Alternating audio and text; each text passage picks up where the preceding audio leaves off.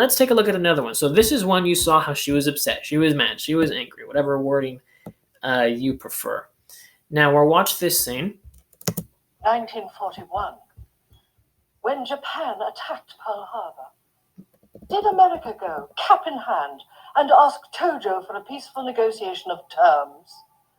Did she turn her back on her own citizens there because the islands were thousands of miles away from the mainland United States? No, no, no. We will stand on principle. So again here, different accent, right? We can see that that's different. Also how she holds herself in her physicality. So what I tell you guys sometimes when you're building your characters, one of the easiest things to do in creating a new character, remember, because you're always bringing yourself, you're just playing a different version of yourself, as Meryl Streep has also said. You're being a different version of yourself. Well, in order to also be a different version, if you change your physicality, automatically you're also being a different version of yourself.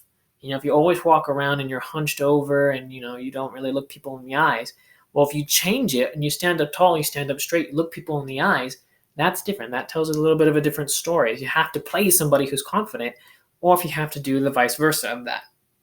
If you have to play someone who's a dancer, well, then maybe you have a little bit more of a dancer posture, but you don't have to necessarily change every single thing about you. It just has to be you as if you were a dancer. So here you can see that Meryl Streep, she's more of a regal type of character. She's sitting up straight. She has her hands on her lap. The way she's talking is calm. She's trying to also not blow up. So you can see there, she's being firm, she was being strong, but she's not screaming like her last character was. So I'll watch that again. Because the islands were thousands of miles away from the mainland United States? No. You can see her eye contact is strong with who she's talking to, 90% of it. And then it had that little switch and she looked back for a minute there.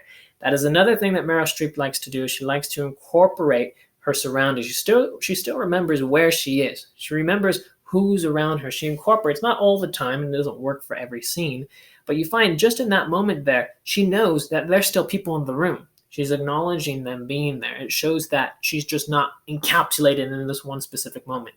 You'll find there's another scene where she does the same thing. Okay, so there's this scene here. Are you still going to write that stupid book? I mean, are you serious about that?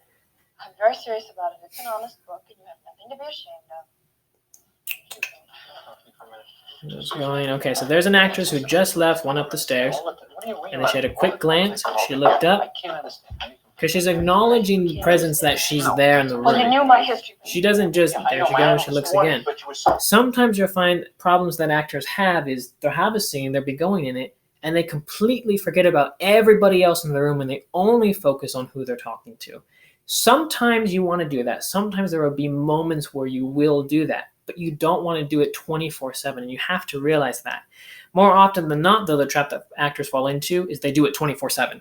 They're 24/7 always just talking to the person they're talking to and not acknowledging the person in the room with them. They're not acknowledging their best friend who's standing next to them in the scene. They're not acknowledging the people who are around them or nearby that they care about. And sometimes you will want to do that in the scene depending on how it is, but you don't want to do it every time. So again, if you watch, and it doesn't have to be this huge thing where it's like, look, everybody, I'm acknowledging this person, I'm looking at him. It's just very quickly. And sometimes it's with words, sometimes it's with a glance. So here, she quickly looked up.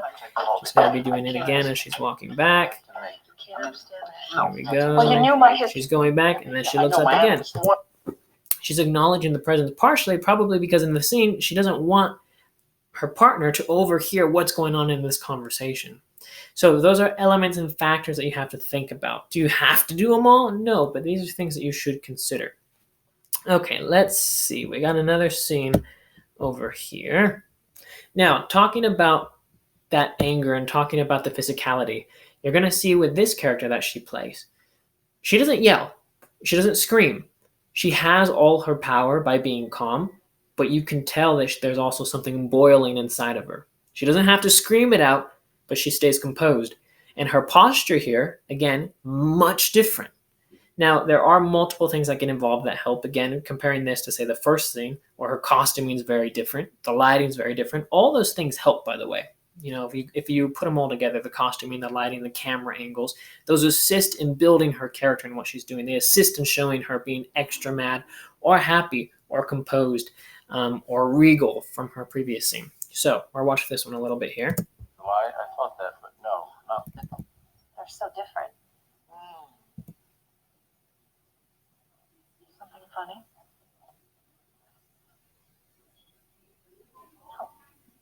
No, nothing's, it's just that And as you can both see, spells look exactly the same to me, I'm still learning about this stuff. she's and, still keeping her composure. Stuff? Oh. So it Okay. triggered a nerve in her, but compared to her last character, when a nerve was triggered, she screamed. This character, when her nerve was triggered, she didn't scream. Again, it's playing different versions and different percentages of yourself. She's playing this percentage of herself saying, okay, well, for me, I'm going to have this character be much more composed. And they know, and you as a normal person have to know some of these things about yourself. And that's the important thing about recognizing, hey, when I'm composed, when I'm upset, when I'm happy. So for this character, she had to keep more of that composure. And she could still be angry, but she said, okay, I'm going to be angry when I'm composed. How am I angry when I'm composed? When I don't have to scream. But you still know. It's kind of like when your mom gets mad at you, or you have guests over and your parents get mad, but they don't want to necessarily scream at you, but they're telling you, look, you gotta stop, throwing things type of deal. But then when the guests leave, then they yell, oh, what are you doing? You shouldn't be doing that, blah, blah, blah, blah, blah, blah, blah. It's the same thing here. Different characters, different situations, different percentages. Still herself, but still different percentages. Because if you had a different actress come in here, for example, say Viola Davis.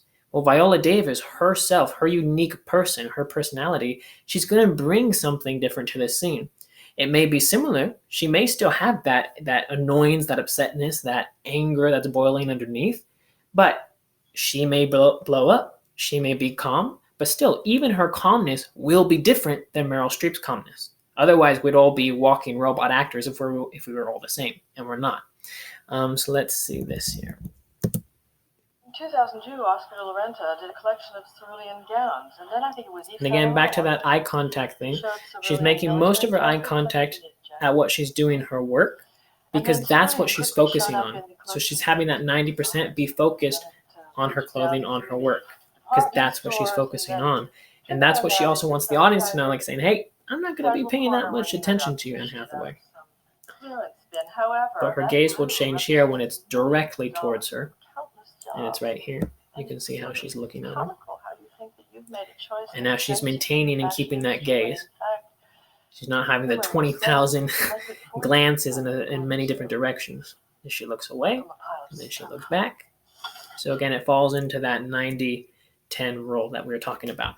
All right, so I hope that all makes sense to you guys about all these different things that we're finding. There's so many things that you can find and so many things you can pick out. That's just a little bit that we were able to pick out within the time that we were here.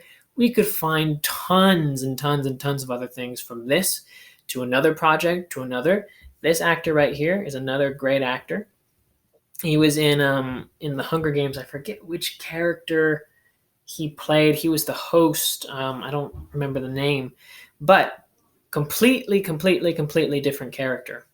And then you can see, so there's a lot of different great actors in this project. So anyways, thank you all for being here. If you have suggestions for other actors, let me know. Leave them down in the comments below. I've been looking at your guys' suggestions from the previous videos, so I have some other videos coming out as well from those suggestions. If you have any other ones or new ones, please leave them down below so we can make a video on that. Make sure you guys subscribe to the channel so you can be up to date with everything. Give this video a thumbs up if it helped you. And I will also be leaving the 10-hour acting masterclass down in the description below and also in the comment section. If you guys are interested in that, it takes about 2 minutes to sign up. And I'll see you guys next time. Alrighty? Bye, guys.